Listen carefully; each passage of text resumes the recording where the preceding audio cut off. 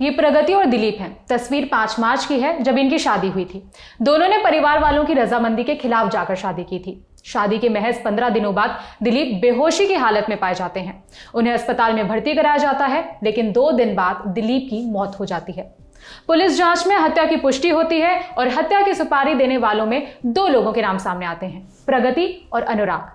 जी हां, प्रगति दिलीप की पत्नी, जिसकी 15 दिनों पहले दिलीप के साथ शादी हुई थी। सुपारी देने वाला दूसरा शख्स अनुराग, प्रगति का बॉयफ्रेंड।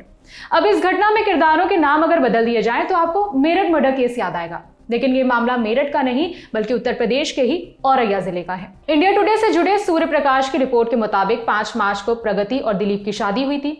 दिलीप की उम्र 22 साल थी। दिलीप मूल रूप से मैनपुरी के रहने वाले थे। कुछ समय पहले ही परिवार के साथ औरैया शिफ्ट हुए थे।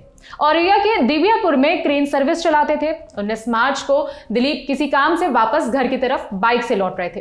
तभी पटना नहर पुल के पास एक होटल के सामने बाइक सवार शख्स ने दिलीप को रोका और मदद के बहाने उसे अपने साथ ले गए।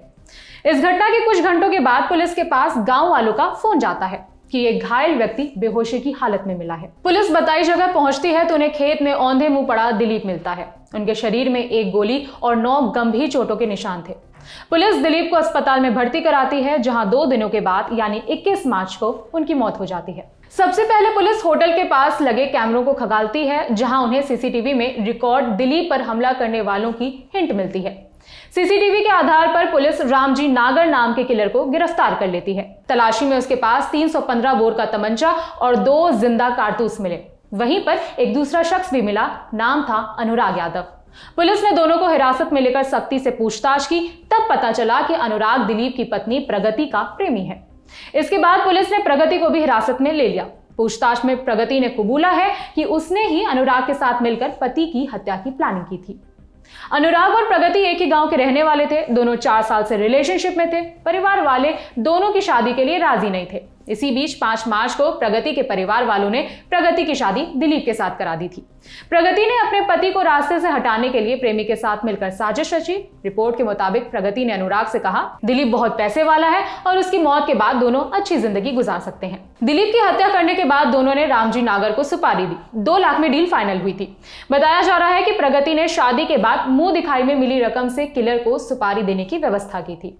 अब आपको पुलिस का बयान सुनाते हैं। प्रगति यादव द्वारा अपना प्रेमी अनुराग यादव को ये बताया था कि काफी अमीर है दिलीप और अगर उनको हमारा रास्ता से हटाएंगे तो हम लोगों को बहुत अच्छा तरीके से साथ में जीवन जी सकता है। इसी के तहत आगे चलते हुए प्रगति यादव द्वारा अनुराग को 1 लाख रुपए भी दिया हुआ और अनुराग यादव ने अपना हत्या दिलीप यादव का हत्या करने के लिए एक टीम जोड़ दिया, जिसमें रामजी नागर मुख्य सरगना रहा है और उनको 2 लाख में बात भी किया और 1 लाख रुपए जो प्रगति ने उनको दिया वो भी उनको पकड़वा दिया। इस घटना में 1-2 और अभियुक्त है जिसको पुलिस आइडेंटिफाई किया गया है। गोपनीयता के कारण उनका नाम अभी पब्लिक नहीं कर रहा है। अब आपको दिलीप के पड़ोसी का बयान सुनाते हैं, जिसमें वो बता रहे हैं कि दिलीप और प्रगति की लव मैरिज हुई थी। ये चीज तो सर अभी हमको पता चल रही है कि उसका प्रेमी भी था, क्योंकि जो ये शादी हुई थी वो लव मैरिज ही हुई थी। प्रगति और दिलीप की मर्जी से ही शादी हुई थी, घर वालों की मर्जी नहीं थी शादी की। लेकिन जब दिलीप और प्रगति की आगे उन लोगों ने बेबस होकर शादी की थी। इस मामले में फिलहाल 3 लोगों को हिरासत में ले लिया गया है, रामजी नागर, अनुराग और प्रगति।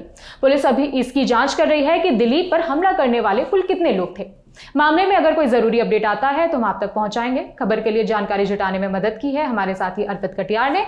मेरा नाम है विभावरी। देखते रहिए दी लर्निंग टॉक।